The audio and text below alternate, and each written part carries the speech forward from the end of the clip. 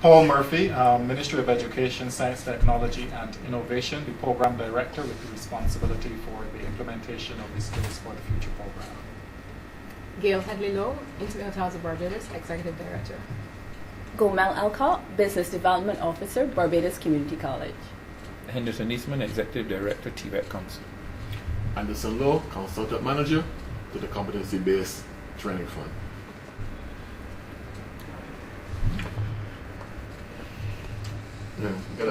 Good afternoon.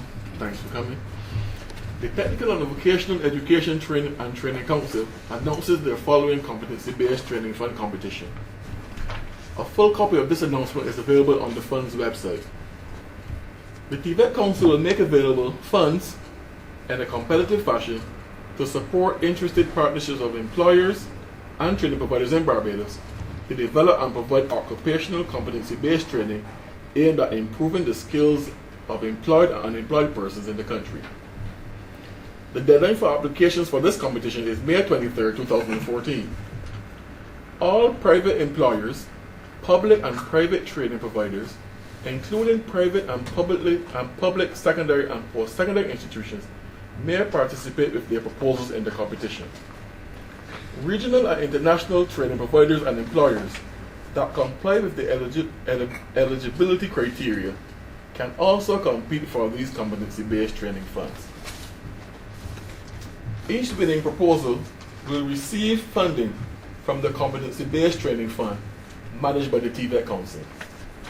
Only those proposals that comply with the following three criteria will be reviewed and ranked by the TVET Council's Technical Reviewing and Selection Committee. 1. The proposal is submitted by a partnership of at least one private employer and one training provider. 2.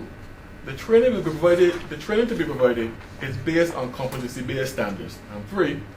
The training included in the proposal is leading to an occupational competency-based certification by a recognized awarding body.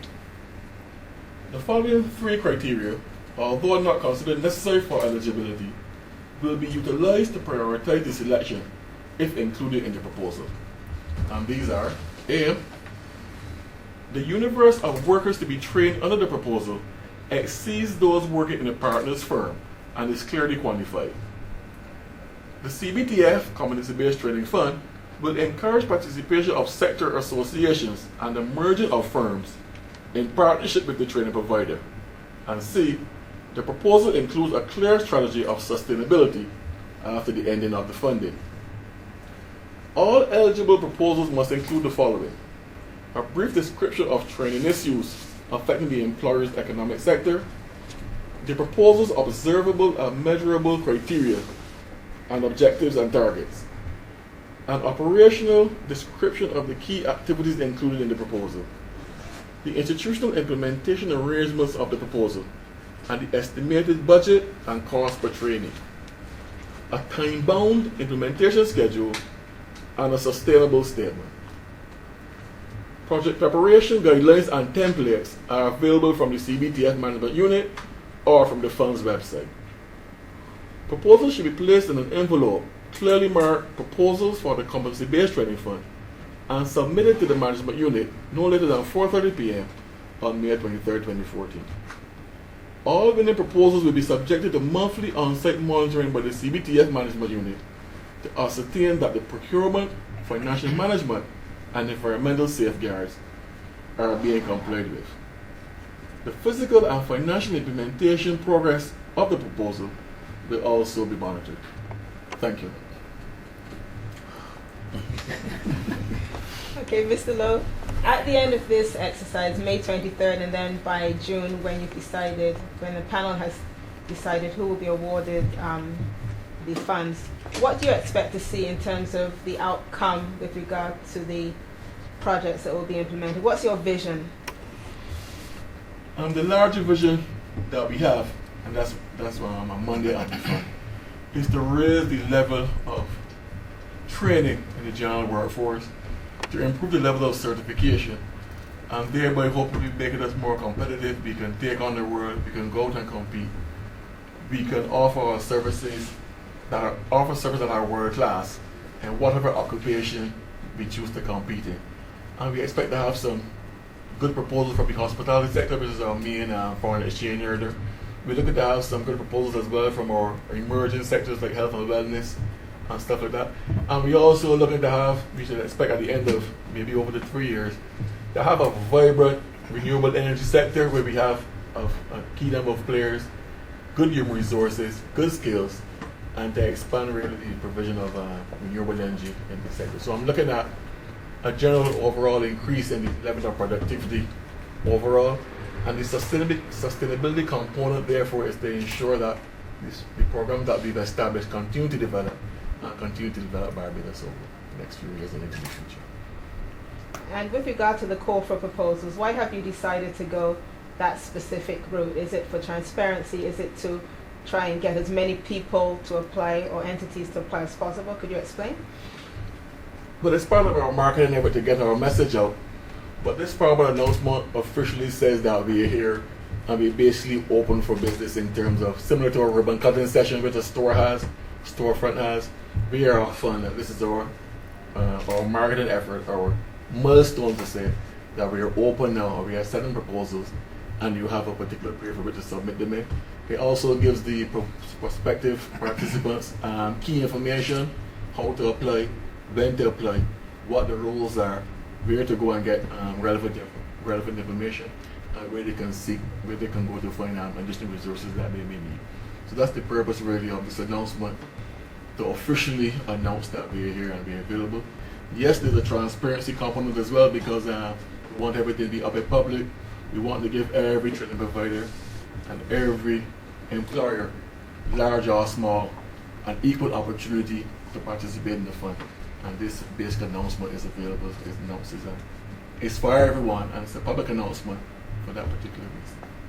For those entities, employers, or training providers who wish further assistance in submitting a proposal, what kind of assistance can they look to get from the Competency-Based Training Fund? We recognize that there are some areas in which they may have challenges, and one of those areas in particular is the area of procurement, and procurement must be consistent with the rules of the IDB, and there also are environmental concerns as well. At the moment, as we speak, we have just advertised for a consultant, and that consultant will be assigned to work with partnerships to make sure, and that consultant is also going to have some technical writing skills, and they're also going to have experience in technical education, writing of NVQs and CVQs, developing course content material. So that person is assigned to both work with persons preparing the proposals to be the deadline for the 23rd, and they're also going to be available to assist in the implementation of the proposals. So we're going to have consultants on board to do that. In the meantime, persons who have questions and issues can always contact unit or visit our website, where it is really serving as a repository of information about the fund. Okay. All right. Thank you very much. Mr. Eastman, would you like to make a comment? I would just say that this Competency-Based Fund is a tremendous boost to the work of the TVET Council. We had to, because of budget cuts, we had a marketing campaign plan, and we had to cut that activity. But your activity now is now advertising the fund and advertising technical education. Is really filling that shoes because we are all about the same goal. Also the fact that the whole thrust of the fund is to bring the employers closer to the training institutions, and that came up clear in the conference, Skills for the Future conference, that to create a demand-driven system, your employers must take the lead on the content of the programs. And so we hope that this is sowing the seed, fertilizing that fact. And so if we get continuity, if we get, say, 15, 20 proposals with major training providers and employers, and if we get those sustained, that is the core for which you can start transforming the education and training system, where the employers will be taking the lead in developing the curriculum or the content of the programs. that would make our whole education and training provision more transparent, more efficient, because we just won't be training for training's sake. We'll be training, your training will be close to the demands of what the country needs. So this is the start of a whole transformation of our education system. Of course, I would hope that by the TVET Council run the World Skills Competition just 2 weeks ago or so. And we are seeing that even though that, and we had a young lady we sent her a bronze medal winner, and she came back with bronze from in hairdressing. Last year we sent her a silver medal, she came back with a silver medal at the World Skills Americas. But in the other areas we had to adjust down the projects, and that's something that it tells us something about the level of training we have. And the team that went to Colombia, the gold medal winner in hairdressing was an 18-year-old Brazilian. And when they saw her start to work, even some of our resource persons said, well, we can't do that. So we still have a long way to go if we are to reach at a solid level World Skills Americas, and have even longer way to go if we want to go to World Skills International, because we're talking about having our people compete and be able to compete for jobs anywhere in the world. So it is a work in progress. We're going to have to look at the equipment in our training institutions. If you're training to world class, you can't train on archaic equipment. So this is a signal for the policymakers that we need to invest in rebranding the equipment in our institutions. And secondly, we need to invest in the training of our resource persons. And I'm not just speaking about pedagogical issues, I'm speaking about content capacity, so that you can teach to a higher level, so that we can have more capacity to compete elsewhere and for productivity in the country. Because if we want to do certain things, say the emerging industries, alternative energy is struggling because the capacity is not here. It is happening slowly. People got to come in to do the training and transfer the training. That is hard. So we have to build capacity quickly. The health and wellness sectors, and there's a lot going on in health and wellness that we can take advantage of, that we are not taking advantage of because we don't have the, in some areas we don't have the capacity. Thank you. And Gamal, I understand that the Barbados Community College is taking advantage of the opportunity to apply to the fund and you're looking at submitting proposals in several areas. So could you speak about some of the projects that the BCC is looking to partner with entities on?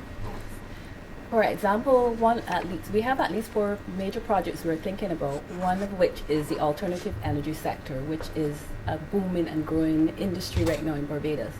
And as Mr. Eastman rightly said, there is then the gap between the development of the alternative energy sector and the actual skill set to handle any issues or problems that will arise down the road. So one of the areas that we saw as key and critical is that sector, and that's one of the areas we really wanted to push and to partner with industry on to grow that particular sector, because we do have a couple persons right now that are literally au fait and skilled, but then we need to have the persons on the ground literally who will maintain the day-to-day. Then we have tourism. Tourism is our main foreign exchange earner, but one of our biggest challenge is languages, and the fact that we've just recently had a new cruise ship coming in from Germany.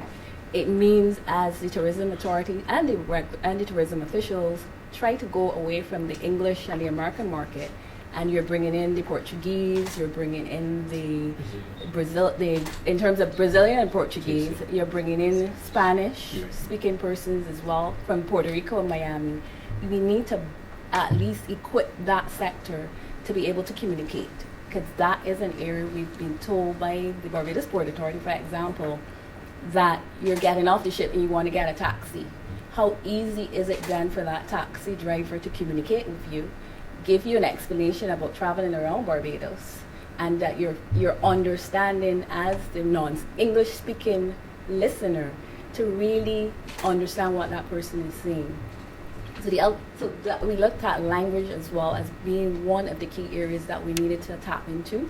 And we're also looking at sports and agriculture. We speak a lot about agriculture, and there are areas in agriculture that we can grow into, like hydroponics, for example, is about an area, but we have few players right now on the island that are able to teach or even able to equip students. So for example, at the college, we do an associate degree in agriculture. And one of the things we saw then is to build that synergy beyond the crop rotations or beyond the regular ground, the tilling of the soil, let me put it that way, towards either hydroponics, there's aquaponics, there's a whole range of other agricultural areas that you can go into, and there's aquaculture, and then there's also the deficit of the technicians that are needed, or the biologists to look at. Right now we have, for example, a drought going on, and sweet potatoes and cucumbers are scarce. How do we then equip the country of Barbados to avoid that continuously? Because it's an issue that occurs every year. So we need to look towards being able to feed our nation, but being able to feed our nation in other areas than traditional. So I would say one of the reasons we were eager to get on board with this project is we saw the areas of building capacity, building skill sets, because there are a number of areas that have been identified that you're not getting the necessary skills, so most of the times you're then advertising to bring in persons to do the job. So we're looking at this competency-based training fund as bridging that gap, and then creating opportunities as well for the nationals to go overseas as well and work. So at the end of the day, Barbados is still a very tiny island, and there's only so many jobs you may be able to create in any one given time. So building the capacity then towards our people being able to go out and work in other countries. And we know for sure that the standards must be equivalent for that to happen. Okay. Can you just speak a little bit about why you think the fund is an opportunity at this time for BCC and other training providers? We have for a while now complained, I guess, as training providers of not being able to partner with industry. And this is a perfect opportunity to partner with industry, because industry does realize that there's a need for training. The training institutions do realize that there is a need for training, but there's never the synergy or the opportunity to work together. And I think the fund literally creates that opportunity. So in terms of the concept of it takes two hands to clap, the fund literally provides that opportunity for industry and education to clap together and work towards a common goal. Okay, thank you. Gail. Okay, so Intimate Hotels, one of the entities that BCC will be partnering with is Intimate Hotels. So can you speak about a little bit about the opportunity coming at this time and some of the benefits that you see for your membership? Okay, firstly, we want to thank the Barbados Community College, the language department, for contacting us and approaching us to offer this training. We think it's a fantastic opportunity. As you well know, a well-trained employee will deliver good service. And the service industry is what tourism is made of. So once our employees are well trained, they will deliver good service, and that in turn means more visitors will come back to the island. We welcome the opportunity for language training because the majority of persons in the hotel industry do not speak a second language, and if they do have any experience in a second language, it's very, very limited. However, the market is expanding, the market is changing, and the tourism sector is seeking new markets. So as she mentioned, we're going after Brazil, we're going after South America, we're going after Germany, we actually went after the Nordic countries of Sweden. So languages are very, very important. So it's a perfect opportunity for our staff members to learn French, Spanish, German, Portuguese, Russian. The variety of languages that BCC is offering is just fantastic. The majority of members so far are interested in French, Spanish, German, Italian, and Portuguese. But of course, we welcome this opportunity for now and then for later to do further training. So we congratulate the CBTF, and we welcome the opportunity to work with the Barbados Community College now and in the future. How many people would you look to have, and across how many plants, how many hotels do you think? Our membership consists of 50 small hotels, and to date about 50% of those have signed up. But we expect once the first set have been trained and the others see the benefit of it, more hoteliers will want to join on. And not only that too, the benefits to be seen from language training are so great, not just within the hotel sector itself. Once they leave the hotel and they're at home with their family and with their friends, it kind of passes through. Yeah, it has a knock-on effect, or a multiplier effect. So we definitely can recognize that benefit.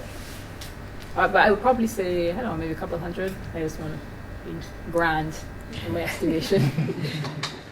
Are there any other projects that Intimate Hotels is looking to partner with, maybe in other areas with regard to the fund? So there's language training. Correct. Are there other areas that you're looking at? If so, could you say what some of those other areas might be and why you think these are needed at the time? Right, certainly. We are also partnering with Crane Hotel. They're hoping to use the CBTF to provide training through the American Hotel and Lodging Association, which provides American accreditation, CHA, CHE, CHRE. I'm not too sure of the actual definitions. I don't want to go on definitions. But they're certified hospitality designations. And again, most hoteliers at a managerial level or supervisor level, again, would want to take advantage of this.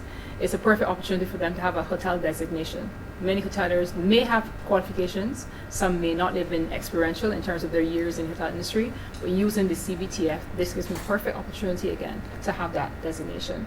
And North Americans tend to recognize North American designations. So CHA, CHRE, CHS, those designations are well recognized. So that is beneficial again for this sector, especially as small hotels. Small hoteliers do not have the resources and the funds to do training.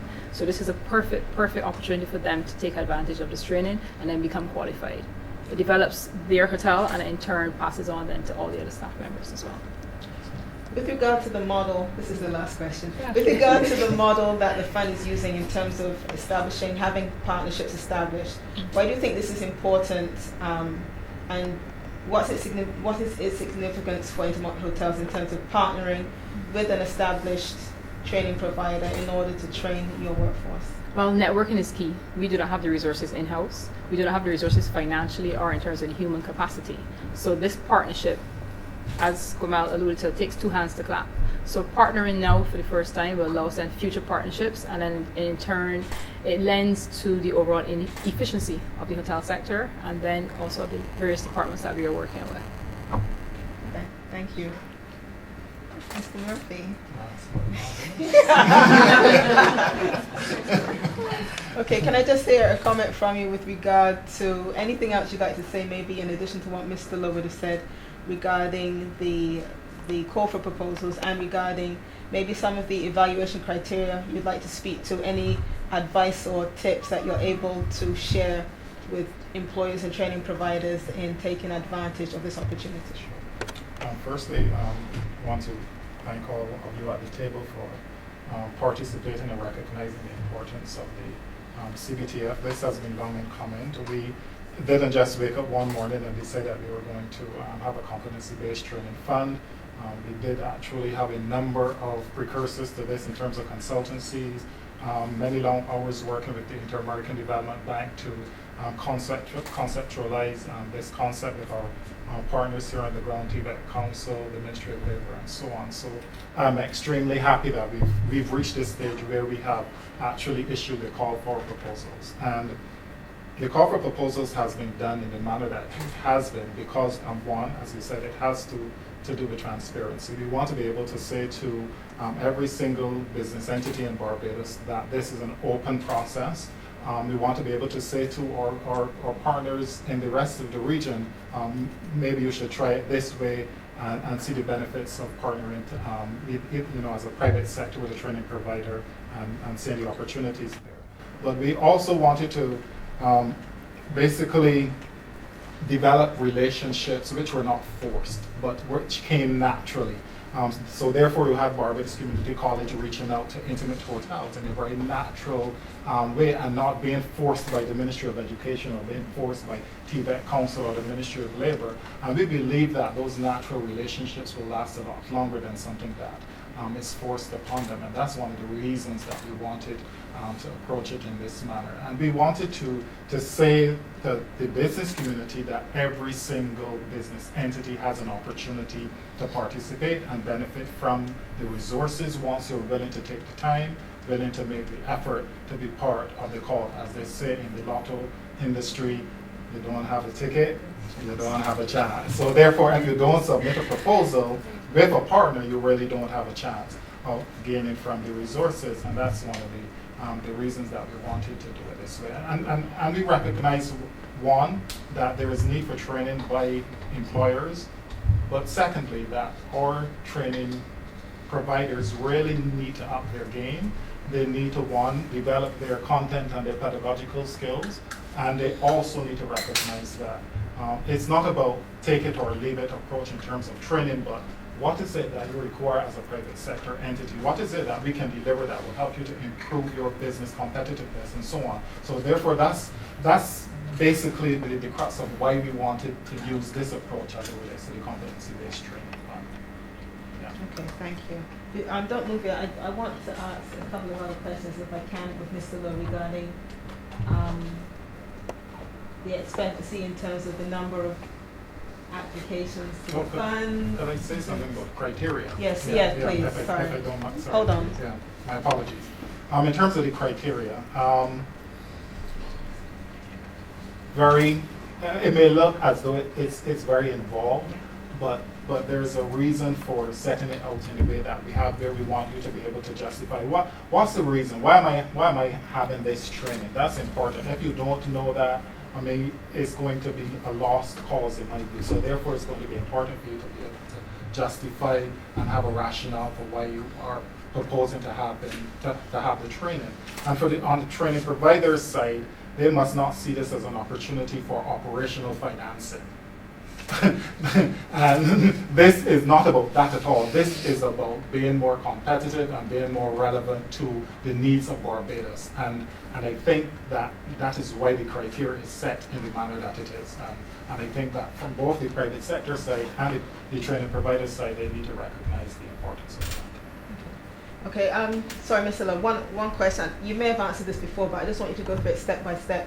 Once the call ends on May 23rd, can you describe again the process that will happen between May 23rd and entities hearing word on whether they've been successful, in terms of who reviews it, how long that takes, and the steps? During the call for proposals period, we're going to set up the technical review and selection committee. That committee is comprises of has a similar composition to the TVET Council's board, meaning that it has a representation from industry, trade unions, public, private sector, and training institutions. So the committee is going to be comprised of like that. The committee is going to receive special training from the IDB, and we have that scheduled for 2 days. Mr. Prouder from the IDB is going to come and train the committee, and we've set aside 2 days for that. Once the proposals have come in, the proposals are going to be looked over by the unit to make sure that they comply with the rules as stated, because we don't want to send the committee for them not to comply with the rules.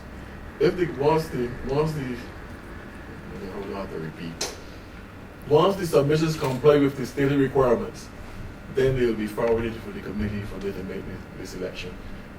Proposals that do not meet the criteria are going to be sent back to the partners with reasons as to why they did not make the criteria, and we will also invite them to resubmit, obviously, for the other cycle. The ones that go forward are going to be reviewed by the committee. The committee will be previously trained for that purpose. They're going to review the committee according to a scoring system, and the scoring systems are going to be ranked, and they're going to be weighted, and they're going to be added and tabulated. And once those scores are achieved, the proposals are going to be ranked highest first and coming down, and the selection will be made based on that order, and the ranked order based on the highest score of each proposal, and we will come down until basically unless our funds are exhausted or the best proposals are achieved. So it's a competitive basis, not first come first serve, but as it's outlined, we are going to pick the best proposals out of the lot. and on a tiered basis. And there are no extra points for entities being here today, like BCC and BIMAP, for being supportive of the process. The This joke, criteria that's a says, joke. but no, what I wanted to say though is that you're going to get extra points if you include persons outside your working group. So if you include unemployed persons or semi-employed persons, you're going to get points for that. If your project is sustainable, like if you have a plan to keep your training going over the next foreseeable future, you're going to get points for that as well. So yes, you can earn additional points in terms of your proposal in that way.